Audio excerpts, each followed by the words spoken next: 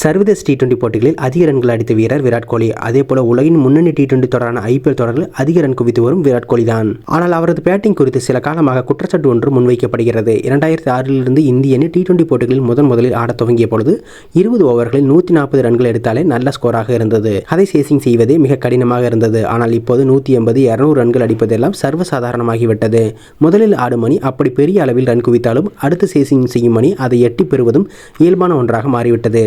இதற்கு காரணம் பேட்ஸ்மேன்கள் மிக ஆக்ரோஷமாக ஆடத் துவங்கியதுதான். ஆனால் விராட் கோலி இன்னும் நிதானமாக ஆடுவதை குற்றம் சாட்டப்பட்டு வருகிறது. குறிப்பாக சுழற்பந்து வீச்சாளர்கள் பந்து வீச்சினால் விக்கெட் வீழ்ச்சியை தடுக்க வேண்டி ஒருநாள் போட்டிகளில் நிதான ஆட்டம் ஆடுவதைப் போல டி20 போட்டிகளிலும் அவர் நிதான ஆட்டம் ஆடுவதாக பலரும் குற்றம் சாட்டி வருகின்றனர். இதனையடுத்து அவருக்கு 2024 டி20 உலகக்கோப்பை தொடரில் இடம் கிடைக்காது என பலரும் கூறி வருகின்றனர்.